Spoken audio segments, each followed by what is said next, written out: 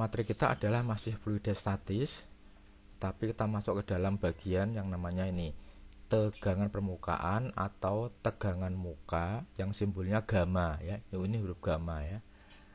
Nah, apa itu yang dimaksud tegangan ya? Tegangan itu adalah gaya persatuan panjang ya. Kalau tekanan gaya persatuan luas, itu bedanya. Jadi kalau tegangan adalah gaya perpanjang, sehingga satuannya adalah F, rumusnya F per L, satuannya Newton per meter. Nah, anak-anak misalnya ini ada pipa U dari kawat ini ya, lalu di sini disambung dengan pipa, bukan pipa ya, kawat yang berbentuk U.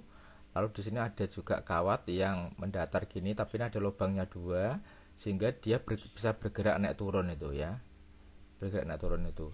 Nah, kalau kawat ini dimasukkan ke dalam cairan sabun atau larutan sabun, maka di dalam kotak ini akan ada selapis atau ada selaput sabunnya ya. Nah, selaput sabun ini punya dua permukaan dan masing-masing punya tegangan permukaan ya, sehingga dia bisa menarik ini ke atas. Nah, supaya dia seimbang, maka diberi beban ini.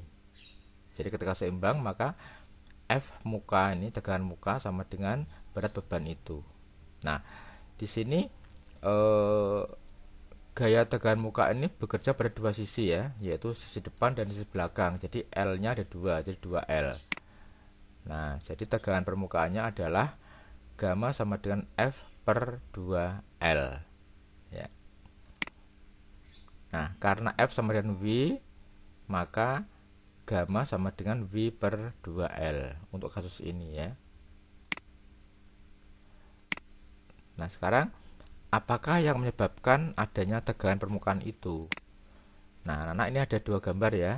Ini adalah gambar binatang yang bisa berjalan di atas air ya. Atau misalnya apa ini klip yang bisa terapung di atas air. Nah, binatang bisa berjalan di atas air atau benda-benda tertentu bisa mengapung seperti ini. Ini penyebabnya bukan gaya Archimedes, tetapi penyebabnya adalah tegangan permukaan sacar itu. Jadi kalau kamu lihat, maka di permukaan itu seperti ada kulit ya, kulit yang tegang itu. Maka dinamakan tegangan permukaan. Nah, mengapa hanya kulitnya saja yang tegang atau permukaannya saja yang tegang? Coba kita lihat seperti ini ya.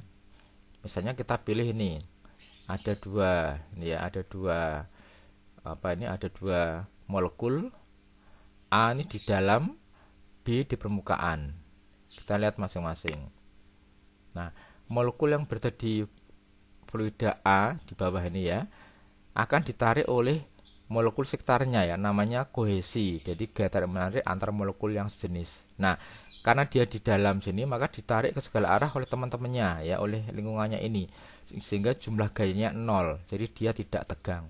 Tapi di B ini, molekul B ini, yang di atas tuh yang menarik adalah molekul udara, yang di bawah yang menarik adalah molekul air. Yang bawah ini lebih kuat daripada yang ke atas, sehingga molekul yang di permukaan ini mendapat gaya tarik lebih kuat ke bawah daripada ke atas. Kan itu kesannya dia tegang ya, karena ada perbedaan gaya tariknya ini ya. Jadi lebih tegang yang di atas daripada yang di bawah ini. Itu penyebab kenapa adanya tegangan permukaan. Nah, sekarang kita lanjutkan tentang kapilaritas. Apa itu kapilaritas? Adalah peristiwa naik turunnya sacar dalam pipa yang sempit ya. Jadi kalau kamu punya pipa yang sempit, dimasukkan dalam sacar, maka di dalam pipa itu sacarnya bisa naik atau bisa turun. Nah, peristiwa naik turunnya itu dinamakan kapilaritas ya. Misalnya ini contohnya, ini adalah air, lalu kita masukkan pipa yang sempit, pipa yang kecil ini ya, maka air yang di dalam pipa ini akan naik setinggi H. Nah, kenapa bisa naik? Karena tadi ada gaya tegangan permukaan ya. Di sini tegangan permukaan simbolnya gamma itu arahnya menyamping begini ya. Jadi arahnya ke sini. Nah, lalu kita orekan ke arah sumbu Y menjadi gamma cos theta ya. Jadi ini gammanya cos theta. Nah, tadi kan gamma kan F per L ya, F per L di sini. Nah, karena L-nya adalah keliling lingkaran ya, ini kan gayanya ini bekerja sepanjang lingkaran ini. Maka L-nya diganti 2πr. Ya. Jadi gaya yang menyebabkan cairan naik itu adalah ini sebesarnya gamma cos theta kali 2πr. Nah, gaya ke atas ini diimbangi dengan berat air ya. Jadi berat air yang naik ini beratnya berapa sini sama dengan jumlah gaya tegangan permukaan atau ini gamma cos theta kali 2πr. Ya, gini ya. Jadi W sama dengan gamma cos theta kali 2πr ya. Gamanya diganti gamma cos theta karena yang berpengaruh bukan yang gamma yang ke sini tapi yang diuraikan yang ke arah sumbu Y ini. L-nya adalah keliling lingkaran 2πr. Jadi gamma cos theta kali 2πr. Ya, ini gamma cos theta kali 2πr sama dengan berat air yang naik ya. Berat kan M kali G. Nah, M adalah rho kali V.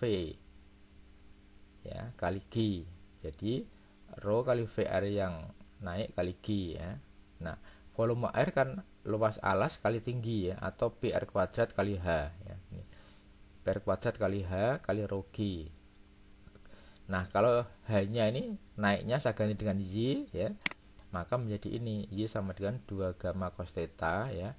2 gamma cos theta PR-nya coret ini ya, per rho GR ya. Y adalah kenaikan ini. Bisa naik atau bisa turun tergantung sudutnya ya. Kalau ini nilainya plus maka Y-nya naik, kalau ini nilainya negatif maka Y-nya turun. Nah, kalau pipanya sempit, kalau ini permukaannya cekung maka dia naik ya. Tapi kalau cembung maka dia permukaannya turun ini dari permukaan datarnya. Kalau pipanya jari-jarinya berbeda, maka untuk permukaan cekung maka pipa yang sempit itu akan naiknya lebih tinggi dibandingkan yang besar. Tapi kalau permukaannya cembung, maka yang pipa yang jari-jarinya lebih besar akan lebih tinggi kenaikannya dibandingkan dengan yang kecil. Contohnya air raksa ya, misalnya itu. Nah, yang terakhir adalah gaya Stokes ya. Apa itu gaya Stokes ya? Gaya Stokes adalah gaya gesekan oleh fluida kepada benda yang bergerak dalam fluida.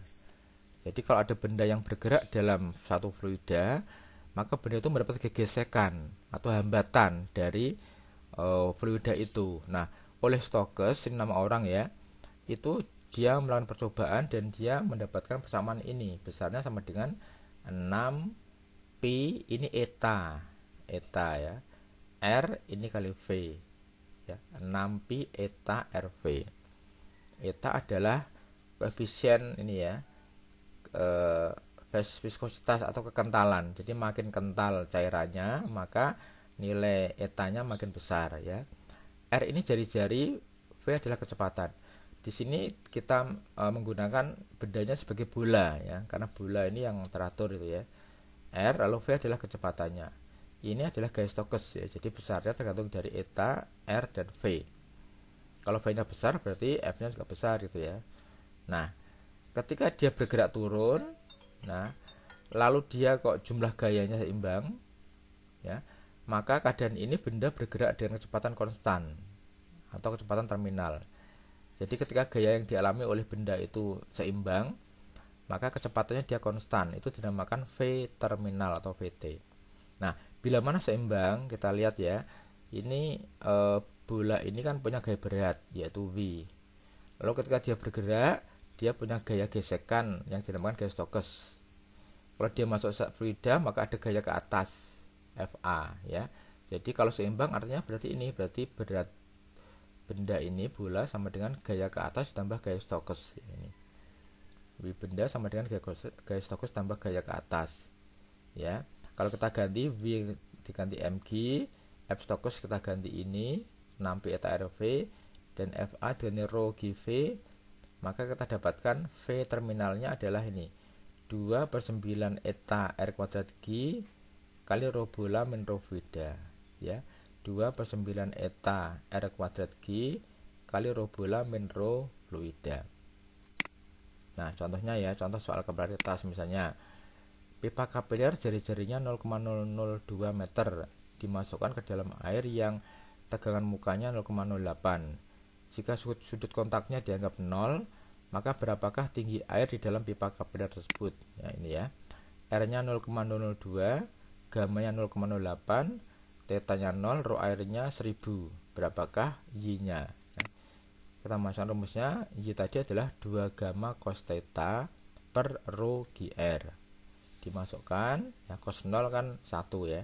Hasilnya adalah nih 0,08 meter atau 8 cm. Jadi air di dalam pipa itu naik setinggi 8 cm. Sekarang yang kedua, gaya Stokes ya. Misalnya sebuah bola yang massa jenisnya 6,26 gram per cm kubik dan diameternya 2 cm jatuh ke dalam gliserin atau oli ya, yang massa jenisnya 0,5 gram per cm kubik dan koefisien viskositasnya 1,4 PA, ini Pascal kali sekon, satuannya PAS.